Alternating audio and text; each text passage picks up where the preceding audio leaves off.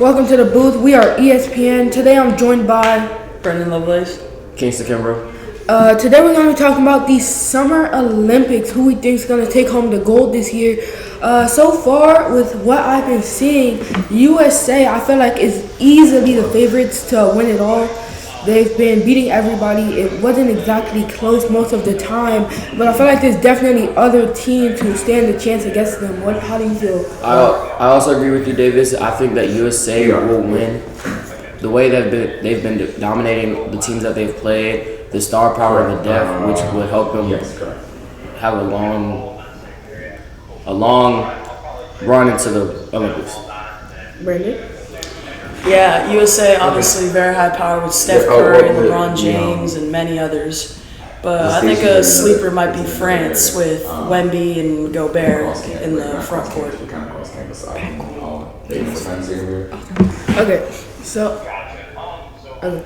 Okay, so I have to agree with you there. They're definitely a sleeper pick. They have a good team, good backcourt, two big guys in paint who can play defense. They got Nicholas Batum, another guy who will get you rebounds in the paint. But when it comes to guards, all they really have is Evan Fournier. So it's really all going to come down to how the backcourt helps out those other players on their team.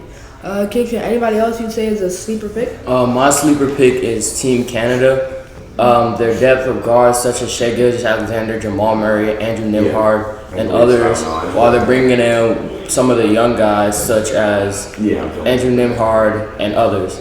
But I think they can make a deep run and eventually have to face off with Team USA.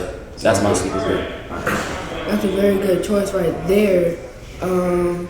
Another sleeper pick, I'd have to say Australia is a pretty good pick. They were able to hang with the USA in the latest game, only losing by 6.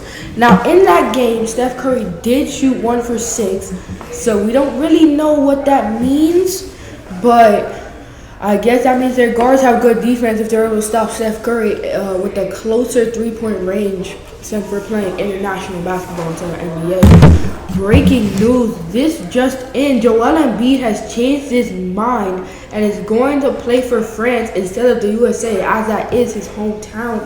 That is actually going to change everything. The backcourt for the USA has always been around Joel Embiid and Anthony Davis, and they really have been helping them win these games. Without one of your key centers, they'll have to pick somebody else up. They already lost Kawhi and replaced him with Derek White, but now you're losing a top 3 center in the league right now. You're gonna have to put Anthony Davis at starting, but who do you think they can replace Joel Embiid with?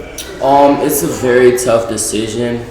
I don't know who they would replace Joel Embiid with, since there's nobody who can match his star power who's not already on the team or who's American.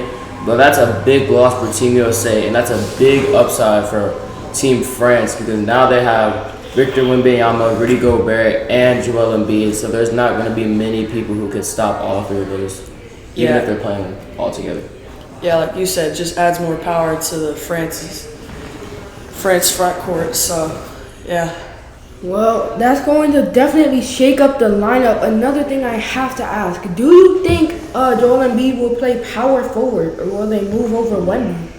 What do you think the lineup would be? I think Joel Embiid would be at power forward, but since Wemby has so many skills, he could play the 3 through the 5 if they decide to do that also. Yeah, I agree with that too. Well, Team USA has taken a big hit, and we'll not know who they're replacing with until later on.